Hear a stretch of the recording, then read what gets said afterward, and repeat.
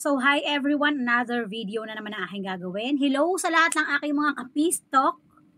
And for today's video, I'm sorry, may naisipan na naman ako. Bakit nga ba yung mga narcissist na tao, tinatawag nilang baliw ang kanilang mga partner?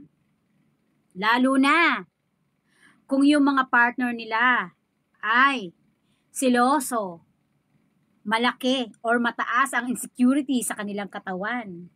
Ikaw ba naman magkaroon ka ng asawang gwapo or asawang maganda? E di syempre yung insecurity mo talaga sobrang to the level up. Di ba? Yung masyado kang sensitive, yung konting bagay lang, nalulungkot ka na. Di ba? Yung hindi man lang nila tanungin kung how do you feel?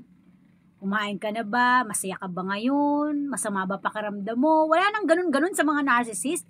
Hindi na nila tinatanong yan. 'Di ba? Kaya nila sinasabing baliw ka sa harapan ng ibang tao kasi gusto kanyang ikip doon sa realidad. Realidad in a way na alam nila sa sarili nila na nagsinungaling sila sa iyo. Nag-cheat sila sa'yo, disrespectful kanya, or disrespected siya sa'yo, inabandon na ka, inignore ka, ginosting ka, pinagmukha kang tanga. So, expect the unexpected na yung mga narcissist people or narcissist na tao ay lahat-lahat ng yan alam nila yung sarili nila. So, ang gagawin nila para magmukha kang siraulo or baliw, lahat ng mga magagandang bagay na nangyari sa inyo noong mga panahong magkasama pa kayo, ay ito-twist niya yan into a monster story. Diba? Totoo po yan. Lalo na kung yung mga partner ninyo ay mayroon ng kabit. FYI, mayroon ng kabit or another woman, another girl. Kayo na pong mag-isip, basta yun na yun. Or, ano pa, maraming bagay po yan. So, expect mo na kapag ang partner ninyo ay may iba na. Diba? Karaniwang ginagawa niyan, bukod sa ito twist ang lahat ng magandang istorya na nangyari sa inyo nung kayo pa, ito twist niya into a monster story sa kanyang present doon sa bago niya. 'Di ba? Para maramdaman mo or mag-doubt ka sa sarili mo. Kaya nga lagi kong sinasabi sa iyo, yung mga bakit na yan, yung mga bakit na tanong mo sa utak mo, yun na yun. To the point na aabot ka na sa ganun. 'Di ba? Ang ginagawa nila karamihan, i-isolate ka niya sa isang lugar. Or igagarahi ka muna niya habang siya ay nandoon sa other lover niya. Diba?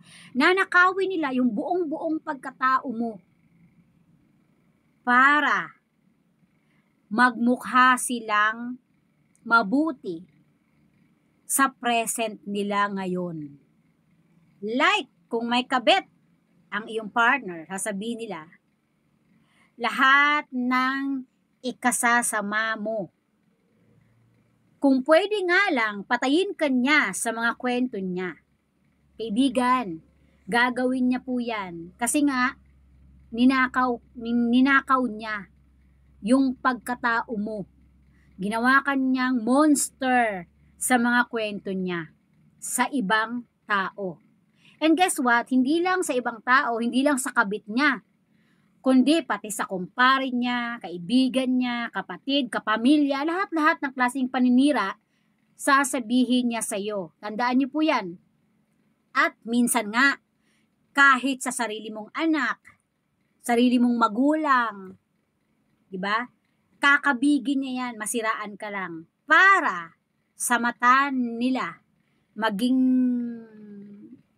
maganda siya, or mabuti siya. Habang ikaw, ididikdikan niya sa pinaka down mong side para magmukha kang masama. So again, mga kaibigan, Ganyan po ang gawain ng mga narcissist people, yung palalabasin nilang ikaw ay siraulo at baliw sa kwento ng iba.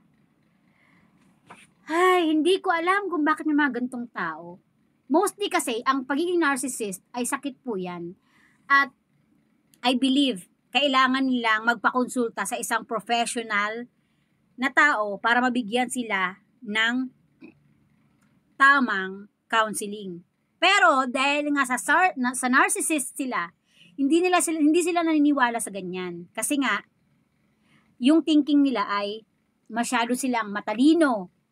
To the level up ang kanilang power sa mga kwento. At hindi ko na po yan isa-isahin. Gagawan ko po ng mga video yan mga susunod na araw. At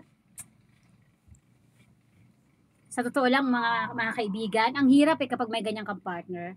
Lalo na kung yung partner mo sobrang tahimik, hindi mo mabasa kung ano yung nasa utak nila. Kaya, be careful mga friends. Alam nyo na. So siguro naman po sa video kong ito ay meron kayo nakuhang tips kahit na konti or ideas. So ulitin ko po, ang video ko po dito sa aking channel ay hindi po yan professional advice. Based on my own story only, kaya ako po ito sinishare sa inyo kasi gusto ko na meron din makakuha ng konting lesson kung meron man. Or meron silang ma-adapt kahit konti dun sa mga sinasabi ko. At sharing is caring, kaya ako sinasabi ito. Yan lamang po ang video ko sa ngayon and have a nice day ahead. May bagyo na naman pong paparating at mag-ingat po kayong lahat kung nasaan man po ngayon kayo. Hello everyone. Bye for now and push mo yan. Go lang po. And pray always. Siya lang po nakakaalam kung ano yung mangyayari sa atin sa mga sunod na araw. So wag po natin kalimutan magdasal. Bye for now and till next time. Hanggang sa muling video ko po. Bye!